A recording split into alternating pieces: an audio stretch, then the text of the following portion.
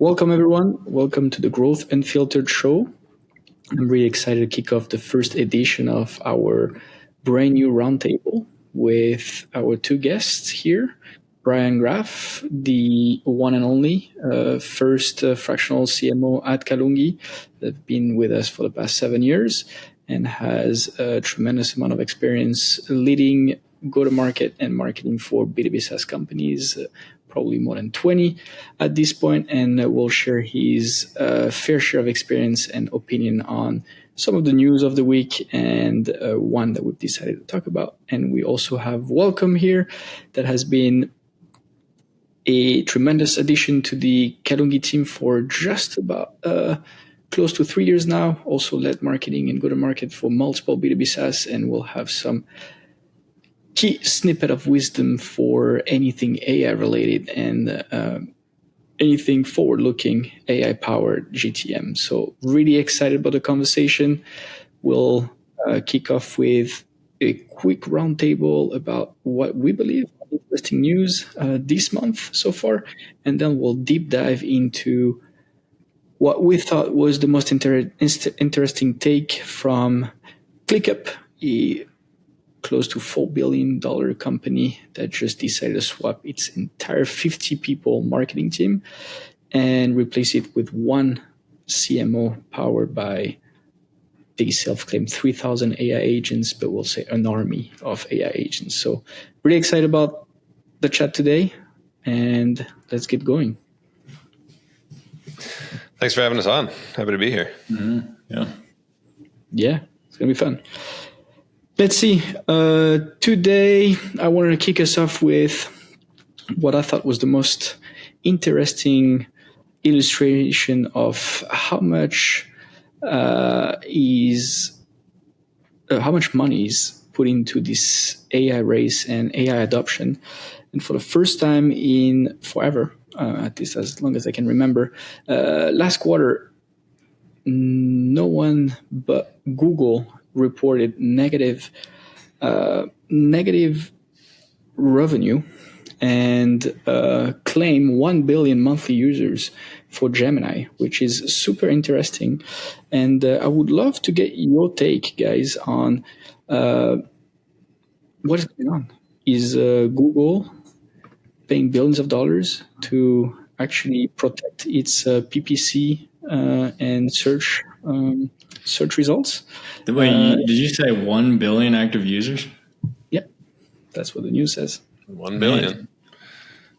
I wonder how many people even have internet on the planet. That's crazy. Can't be that far off. Yeah. Well, I think you have close to 2 billion TikTok users on a monthly basis. Okay. Yeah, but even half, right? That it's a pretty interesting contrast of numbers, right? Like the amount of market share that they've been able to generate, especially with some very healthy and solidified competition in Claude and OpenAI, is pretty staggering. And honestly, when this was originally brought to me, I just had it in my head like, oh, it's just because they use Gemini in the Google search and everyone still uses Google search. But then I read the article and no, this is really people actively using the chat. And so they have some serious adoption and have been doing a really good job at grabbing market share. I would imagine, they're doing a lot of things right, clearly, but I would imagine that this has a lot to do with the power of brand, right? Like even though Claude and GPT and OpenAI have very strong brands now, I still think that most people see Google as the king of search, right? And that, and I think that has something to do with the adoption and the amount of adoption here. But also, it's you were saying, is it Google paying, $1 billion or whatever to protect their PPC? I think it is in a sense, but also it's just they can see the wave of AI coming and they know that they have to grab that market share. Whether or not PPC ends up being the moneymaker in the future is probably up for grabs, but they're kind of hedging their bets right now. If AI does take off the way that it seems to be, right? Like they want to be in the number one position. I've seen some super interesting news about Apple and Google. paying each other. I think it's Google paying $1 billion, Apple. So they use Google as the default search engine, and vice versa for not building a AI search engine or AI powered capability from Safari. So super interesting to see how these tycoons are playing their cards right and trying to partner in a way to protect their own businesses. It'll be interesting to see how that plays out with Apple too, because they've kind of conscientiously stayed on the sidelines of all this AI investment, and it'll pay off in one of two very distinct ways for them, right? They're either going to be heralded as geniuses for not entering that CapEx race that everyone else is entering and just kind of riding on whoever ends up winning, or they're going to be, laughed at for years because they just decided not to join when everyone else did, and they became obsolete because of it. When I was reading something about that too, and I mean, that's kind of Apple's milieu, is like sitting back and letting other people innovate and then kind of perfecting. They're never the first mover. Yeah, they're never the first mover. But I do think it isn't interesting for them to just completely sit by and have Siri be absolutely horrible this entire time. It's just the laughing stock of the, yeah. I mean, using Siri is abysmal. It's like, she has no clue what she's talking about, especially when you compare it after just using like Claude or ChatGPT or something. What do you guys think it means for B2B SaaS? 1 billion users was quite of a massive milestone, but we use Claude, I think, and Claude has positioned itself for being the AI solution for B2B. What do you guys think? Welcome. I think there's a couple of interesting things. Well, I think first of all, on the Apple note, I think what they're betting on is it's all about distribution at the end of the day, and I think that leads into SaaS as well, is like, you can right now, pretty much all these different models are like commodities, and so it's really about, hey, can you actually get this model in the hands of the people?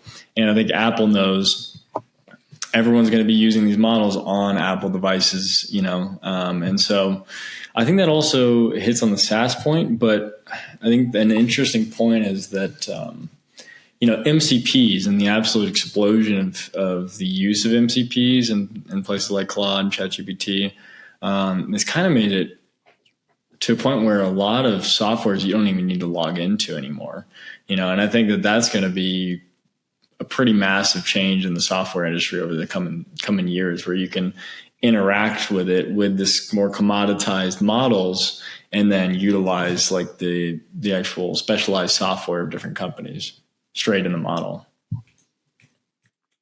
Yeah, I mean, on the comment of the front end, I was just looking that up, and Android has approximately 68 to 72% of smartphone sales, or the market, right?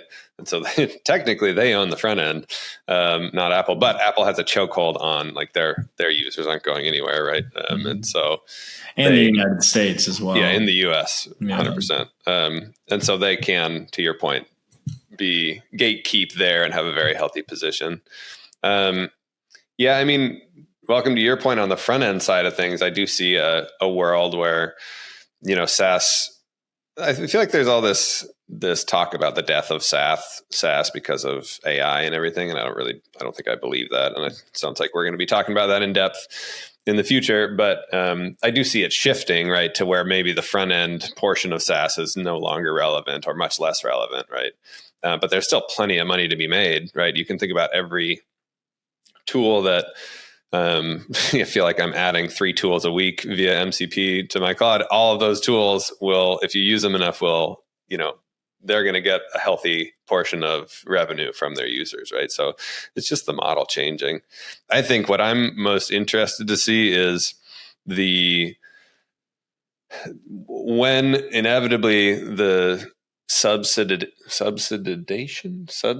whenever AI models decide to stop subsidizing their usage, it's going to be a massive, I don't know, whatever your metaphor, Mack truck train tidal wave shift to the market.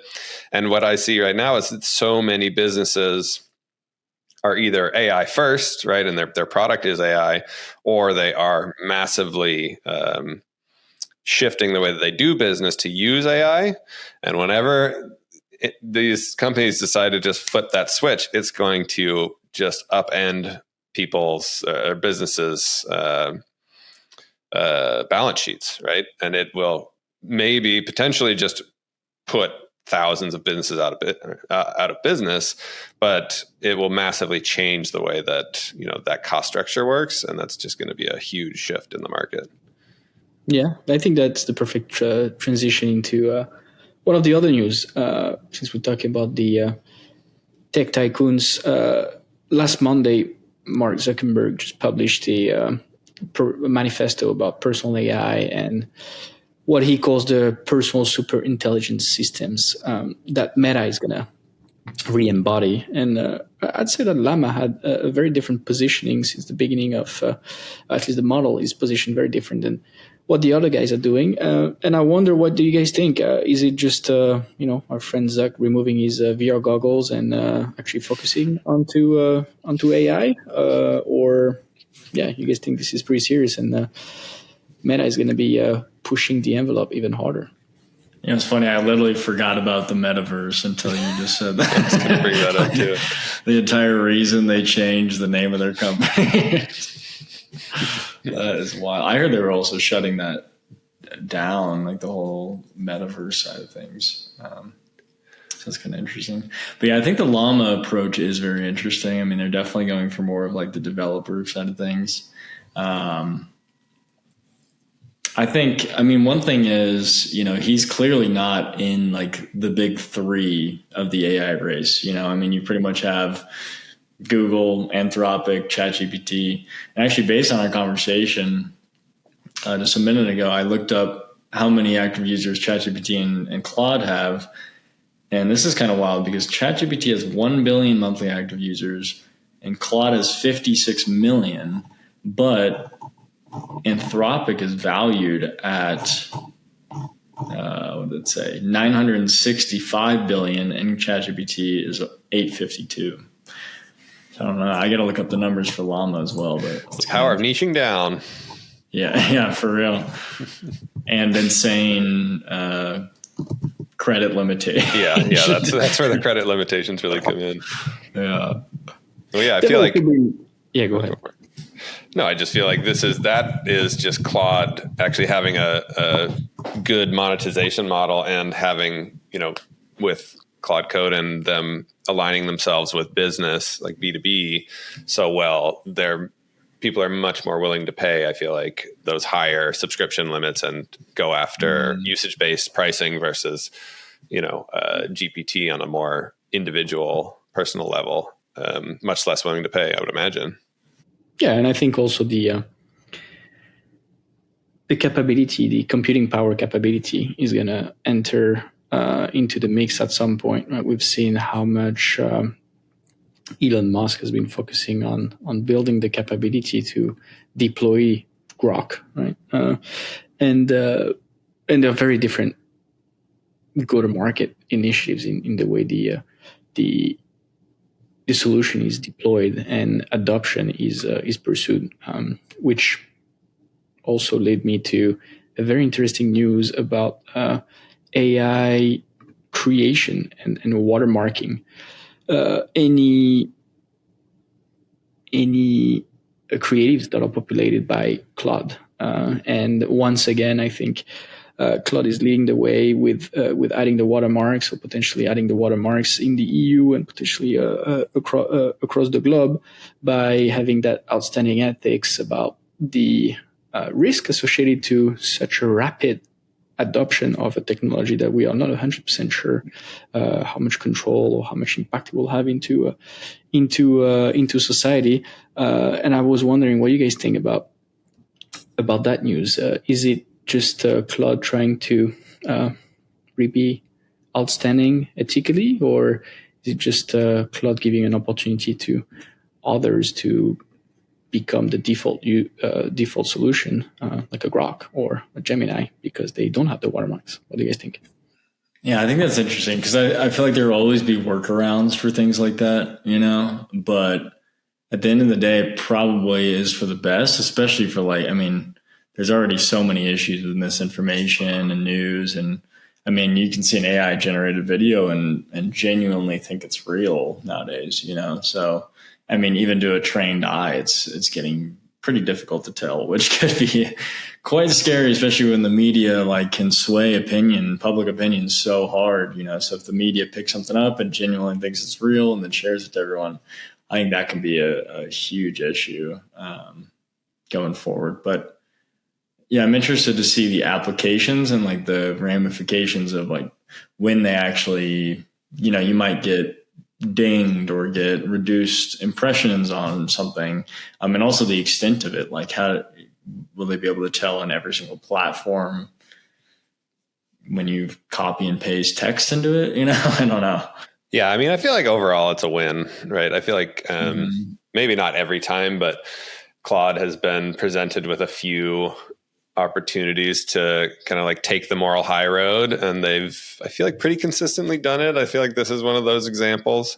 Even, having said that, as a marketer who definitely uses AI in building my marketing materials and my strategies and everything like that, like I'm sure it will be, there's a part of me that is wondering how that will impact things. But I also think that I think it will really depend on the context of the content, right? Like I could absolutely see people reading blogs, for example, and not really caring that they're built by AI because everyone kind of knows that most of them are anyway, right?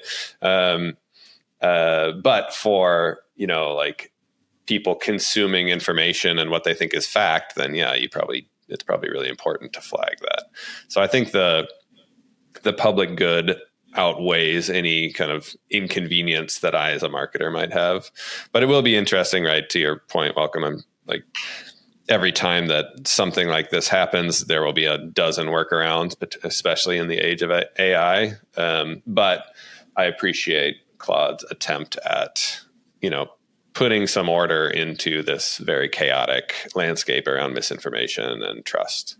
That also might actually position them as the most kind of like trustworthy LLM or AI, right? When there is, fairly significant backlash against AI companies because of data centers, because of misinformation, because of everything, layoffs and job loss as well. Yeah. And I think it's also at this point, I was reviewing earlier today a board presentation that was clearly generated by AI. And it almost feels like you don't really need the watermark, right? It's yeah, exactly. That you will use the tools, right? Of course, you don't throw AI slop at the screen, or ideally proper usage is taking advantage of the technology, speeding up the process of whatever you're trying to achieve, in this case, a presentation. And it's almost expected that you will be using AI. So I feel like so long as the output and the outcomes of whatever AI is used to deliver, it'll make sense to make the person reviewing the deliverable that it is made by AI. At least I feel like there is. Yeah. It was like multiple phase. The first one where everyone was using it, but no one was willing to say that they were using AI, right? Maybe like when it first came out, you draft your email and then you didn't say it was AI, even though it was, that you were using AI. And it's like, the ones that were using AI publicly and some that were not necessarily taking them seriously. And eventually it's kind of like your, adoption curve of like the early adopters. And then eventually we're getting to the laggers right now. We've had like, the majority is definitely using AI and expecting people to use AI. At least that's how I think it was funny too. Like I was researching that ClickUp story, and there was someone on Reddit basically saying, which, I mean, you can't trust everything on Reddit, but he seemed pretty genuine, but he was saying that he got like a rejection letter a couple of weeks before this news broke. And it basically said, it said that his like positive position on using AI to leverage your abilities is basically why they rejected him. And so for them to like send that letter and then immediately fire their entire team for AI instead is hilarious. Really walking the walk there. Yeah. Yeah. So, that's wild. I don't know, but I mean, go ahead. No, I mean, on the deck example, even this is why I think like context of all these things is so important. Like, I would say if somebody presented a deck to me and I learned that they built it by hand, unless it was incredible, right? Like the most aesthetically pleasing deck I've ever seen, right? Or, told the most beautiful story I've ever seen. If it's just for an internal meeting, I'd be like, how long did you spend doing that? Right? Like this is just a waste of your time at this point, right? Like I feel like the shift is the way that I look at it anyway, is that like AI is a tool that everyone uses and you're responsible for the output, but like obviously use the tool. Yeah. And yeah, I definitely agree with that. And I think that the one thing that's definitely going to come out of the Claude watermarking is that the military is finally going to have to stop using Claude because against their best wishes. So yeah, maybe even like, on to your point, maybe this is like a copyright, like plagiarism, play as well. Yeah, I think since we've already kind of hinted at our main story for this episode, I want to deep dive a little bit into the ClickUp story, because I think here there is so much at play and something that is so relevant for our industry, and also something that we've seen the evolution of for the past few years, but especially in the last couple of years, where there is this assumption that AI can solve almost every use case. And I want to get your take on a couple of things. But the first one is, when there is a news like this, right, a multi-billion company replacing an entire department, right, 50, or even if it was just 25 people or 100 people, and claiming that they're able to leverage thousands of AI agents and just have one human in the loop, I think it creates real reaction from whoever is reading that, right? For some, it's absolute admiration, right? Oh, I want to be able to do that. For some, it's people probably want to call BS on it, and then there is probably somewhere in the middle, right? How are they doing most of it, and how much of it is just info versus intox kind of thing? And because we live it, right? Because as a marketing and as a marketing service agency, we do leverage AI for so many things that we were doing manually before. I want to get your take on info or intox. What do you think? Is it possible? Is it not possible? And why? Yeah, I think when I read the story, my mind immediately went to something. And I think, there's been a lot of talk about like AI washing, like, firing a massive amount of employees and then blaming it on AI. After reading this, I think it's probably not that, actually. It's probably a real attempt at this. But I do think, and I was just watching the Open Residency podcast interview with the founder of Bloom. And he was talking about how when he looks to hire new employees, he oftentimes will really try to hire people that understand the ICP that they're going after. He'll hire people like he called it the Bloom girl, so people that you're trying to match their internal employees and the culture there with the people that they're targeting. And so I don't think obviously that's entirely relevant for software companies, but I do think it brings up the point is like, if it's just one person and let's say it's the CMO running the entire marketing operation for a $300 million company, they may not be able to see all the different perspectives and opinions, that would allow them to kind of think outside the box and be creative and expand beyond what AI can think of, and obviously AI is like really good at looking in the past and making estimates based off of what's already been done. But it's not the best visionary and it's not great at looking into the future. Yeah. Yeah. I mean, I think that I agree with, I can see why they're trying to do it. I don't think that it is a good idea at the scale that they're trying to do it at, right? Like for a small company or like, I don't know, a small e-commerce company or something like that, that's a relatively simple business model. Yeah, you could throw one very capable marketer and they could run the whole thing, right? But for a company of ClickUp size, it just doesn't really make sense to me. Even just the amount you are faced, even with the most capable AI native marketer in the world, right? You have two decisions. You either have one where that CMO has to make all of the important decisions all the time, and the amount of decisions across so many different markets, ICPs, product levels, right? Like the amount of proliferation of decisions is just mind blowing to me. I don't see a person being able to make all those decisions effectively with the right amount of knowledge without a supporting staff of people below them. Or you just delegate those decisions away to AI, right? In which case, I don't think you have a tight enough grip on the company. Yeah, that's a good point too. It's like, I mean, even an individual person managing 3,000 people would be extremely difficult. Exactly. I mean, physically impossible. Yeah. So for them to be managing 3,000 AI agents that you have no trust as to what's going to come out of their mouth, I mean, I'm not sure what their exact infrastructure is with how, some of those could be reviewing other agents and everything, but it seems like a lot for right. It's kind of and especially with a company with the amount of resources that I would imagine ClickUp has, like it just doesn't seem like a smart decision with where things are now. Now, maybe it's a publicity stunt, right? And no press is bad press. So in that case, good for them. They got us all talking about it. But in terms of the actual feasibility, it just doesn't seem, I'm definitely not at the tip of the AI spear, but it just doesn't seem like a very prudent business decision to me. Now, if this was... I'll go for it. Definitely how to show that we're on top of our game and surfing on the AI trends about, we are able to be efficient and we are leveraging the power of the tools to its absolute maximum potential, when in reality,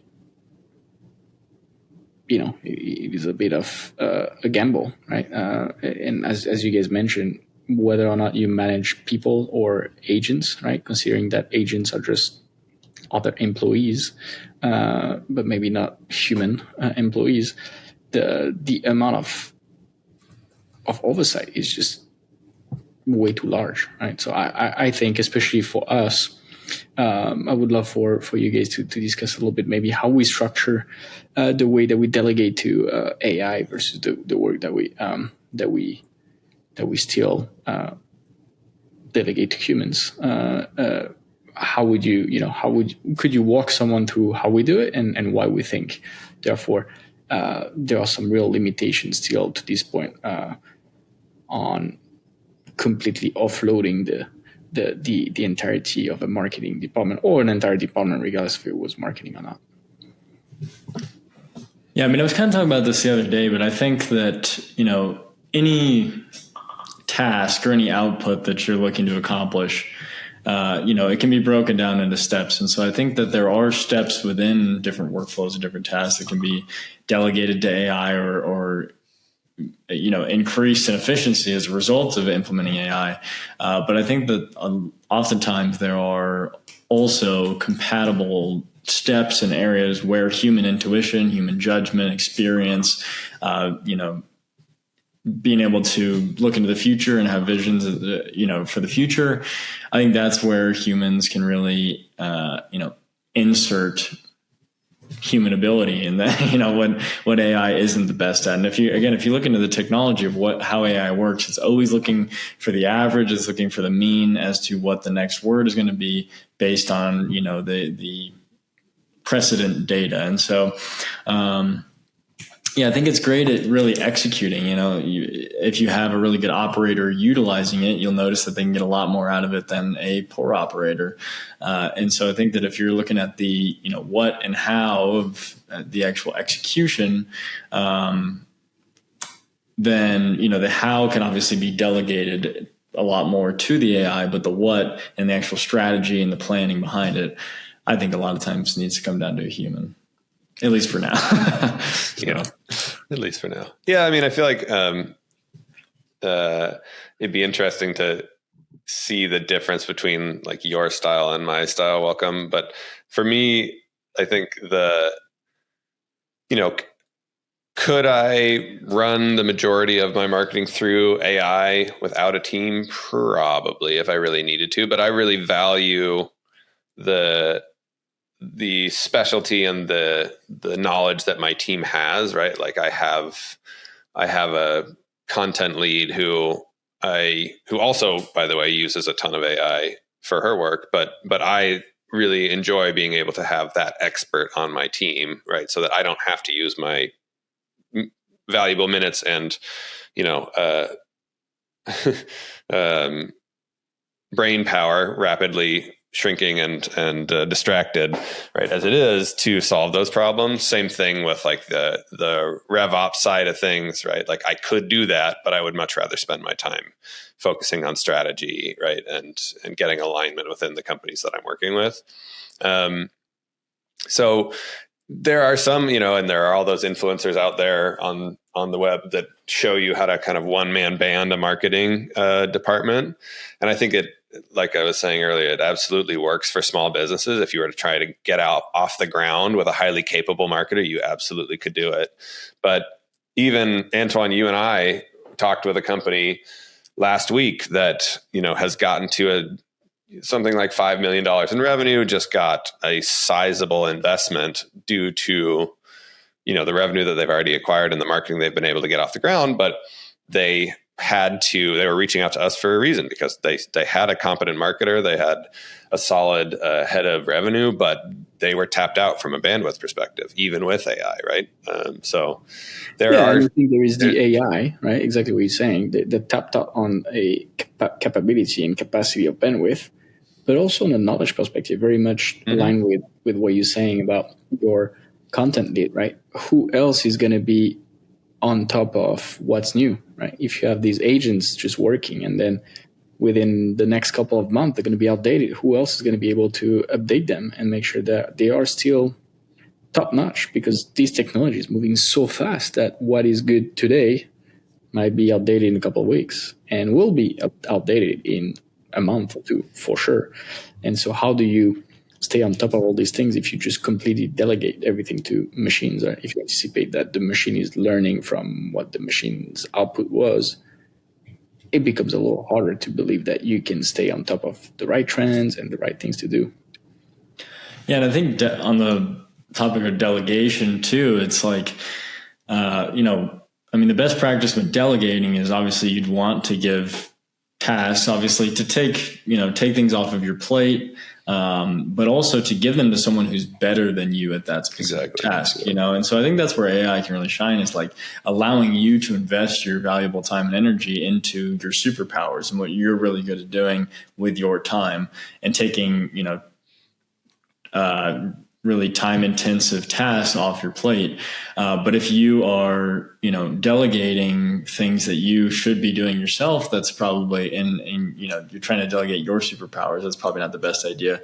But also, if you don't truly believe that AI system, similar to how you would with a human, could really accomplish it significantly better and faster and more efficiently than you, then it's probably not in your best interest to delegate that,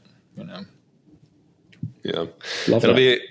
They'll be one to watch, right? ClickUp. I mean, you're hearing a bunch of stories about companies that got on the reduction in force bandwagon with AI and now are having to reverse course, right? Like Ford apparently just hired hundreds of people that had let go, right? Because they had some quality issues. There's a bunch of others, IBM, Commonwealth Bank of Australia. It'll be really interesting to see how that trend reverses and across what industries, right? Maybe it is that tech, the risks hold better than in operations and production heavy businesses, but it'll be very interesting to see how it plays out. And I've even seen reports of like companies saying that the layoffs, the combined salaries of the layoffs are less than the amount that they replaced with the AI token. Yeah, exactly. So I think that clearly is a sign that you probably didn't do the right thing. That's a really, really good point, right? We are probably at a time, because of what we talked about earlier in this episode, right, there is such a race to adoption that the token cost is potentially the lowest it'll be. Right? Oh, right. Almost free. Yeah. And it's still too high. Cost just rises by, I don't know, 20%. And you're running 3,000 agents, and now, your entire operations are just, the cost is just increasing so rapidly without any control. And that's just if only cost is an issue. But you've heard horror stories, and we've experienced one with Brian the other week in Seattle. You use one tool, and then you build an entire presentation, and you are just ready to go, and then it crashes. And then takes the presentation with it. What do you do? You cannot rely on it at 100% because at some point you will have downtimes, and you will need to have the ability to find an alternative, right? And I think depending on one solution or one set of solutions is probably one of the riskiest move, especially at scale, right? It is important to adopt and to be on top of what the technology is allowing us to do and speed up the processes and whatnot. But being over reliant on something that you have zero control over, like the cost of the tokens and whether or not it is available, like Fable, it's available, and then a week later, no, it's not available anymore, and then 3 weeks later, it's available again. It has real impact on the day-to-day of running a business.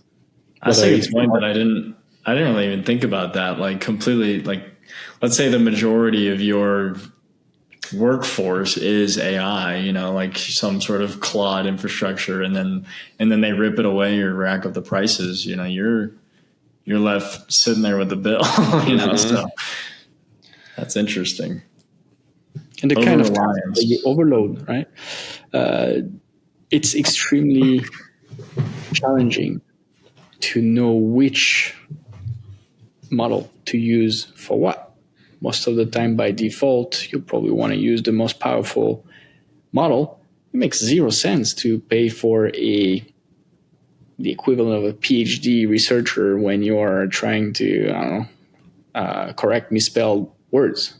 And yet, this is potentially the usage patterns that you can see again and again and again, and most likely not a smart usage of the technology yet happening day in day because it's so cheap and so commoditized at the moment.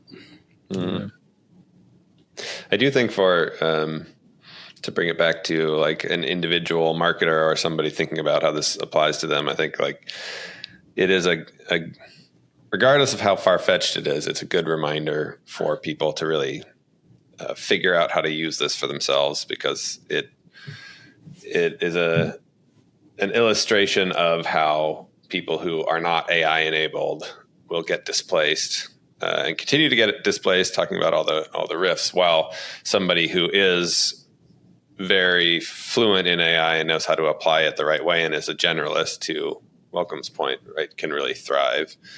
Obviously, I'm not really taking this example seriously, but very small cases of that are happening all over the business landscape.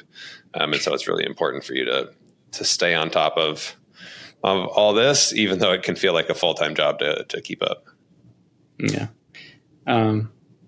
Since we're approaching the end of this episode, I wanted to wrap up with a couple of rapid fire style kind of questions, and for you to tell me whether or not you think it's something that you would delegate to AI or not. You guys down for that?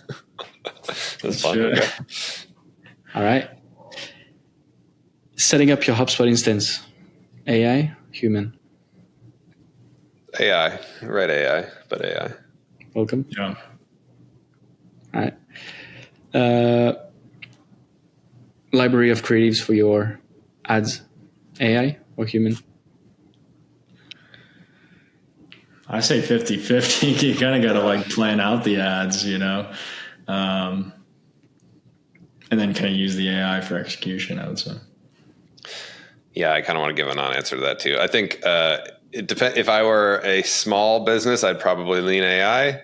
If I were a larger business, I probably would lean away. But I think that there are some, this is more non-answer, there are some creatives like static imagery, that I think AI is fine for making. But I think that there is kind of a moral gray area on, using like AI avatars in advertising. And so if I could afford to not do it, I would not do it. Yeah, if I had to choose one, I would say probably human, just because, the power of an ad is it's one to many, so you can spend a lot of time on a single ad and then send a message out. And so if the message itself is messed up, which you'll often see when you ask an AI to make an ad, it really doesn't comprehend the connection of what a human would interpret from reading something or looking at something, I think that can get messy quick. Okay, so the question was AI creative creation. Ad creative creation, but positioning and messaging, AI or human? I would do human. Okay. Yeah, I think human too. I think that's such a core document that really everything else, not even a document, but just a way of thinking that everything else kind of spurs from, so to have that. Yeah, if you were to have human input in one, it would be that. Yeah. Pricing, human or AI? That's a good one. I would say AI. If you're not really trying to use pricing to differentiate yourself, then AI. But I feel like if you want to get really wild and crazy and shake the market up, then that has to be human. But I think AI can do a lot of very quick research on things like that, so it could kind of give you a lot of different benchmarks as to what the price of producing something is, and then building on top of that to get your margin and everything. So I would say AI is probably pretty effective with that. Content planning, AI or human?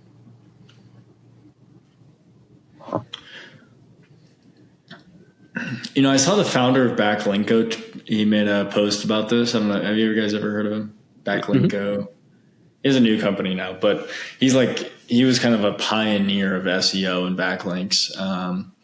And he was saying that the explosion of AI has, in a way, actually been an advantage for him, because the content that he produces he puts so much human time and energy into it that it stands out in the sea of AI, So I think that if you are really going above and beyond what's already out there, because again, AI is good at looking at what's already out there. But if you're good at being a visionary and looking in the future and providing research and knowledge that's not already out there, I would say, I don't know, it's a difficult thing to answer, but I think more and more we'll see that human intuition and input is important to separate yourself and deviate from the sea of AI content.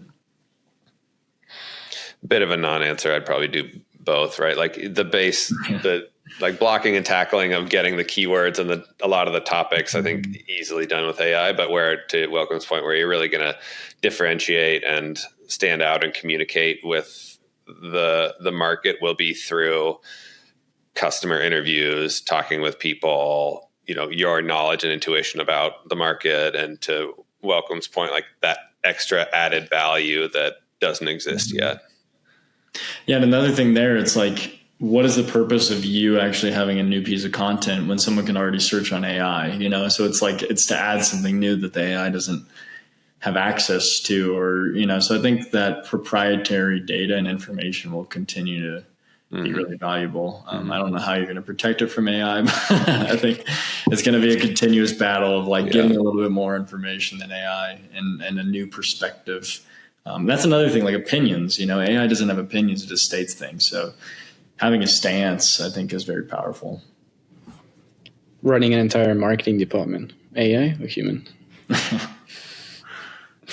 I mean, this goes back to, I think, size for me, for my non-answer. Mm-hmm. I'd probably lean more human, but humans enabled with AI would be my perfect storm. Yeah, I agree. I think, again, like a human, a lot of marketing is one to many, so I think that a human's input is super valuable there, because yes, you're saving time on a piece of content or the creation of an ad, but at the end of the day, if it's not saying the right thing, then when you advertise it to a bunch of people, which takes no variable cost to advertise to another person, essentially, or very little, I guess there is, CPM, but it doesn't really make a lot of sense to completely outsource that, in my opinion. Okay, last one. how long for the tenure of that CMO enabled by 3,000? The tenure of that individual person, or the just having the agent army? Good question. I guess that's a good clarifying. I'll say the latter. Because the person, it can't be more than 2 years, because no CMO stays around for Well, that's what I was going to say. Yeah. Yeah. Okay, say 6 months. Yeah. Yeah, I'd say 6 months until they kind of backpedal a little bit and build a little bit more. Yeah. Interestingly enough, 3 months from now, they're going to have a team of 50 people underneath them. Yeah. I don't know, maybe not 50. I think a lot of companies are going to have this cyclical, every company has expansion and contraction, where you expand because you're growing, and then you think, hey, we can just add more and more people. And then you contract once money gets a little tight and the growth. Yeah. And honestly, it's a good business practice, right? To contract and to test, right? To see what your teams can hold and how efficient they can be and how profitable you can be. I understand that, but just not to that extreme. Yeah. Yeah, I think we all align on that. Still extremely interesting piece of news, and also way to lead. We'll take advantage of their learnings to continue improving on our own learnings. But I really appreciate both of you guys' time. Extremely valuable, insightful conversation. I'm looking forward to the next one. And until then, let's keep doing some marketing. Thank you, guys. Let's do it. Thanks for having us. That was fun.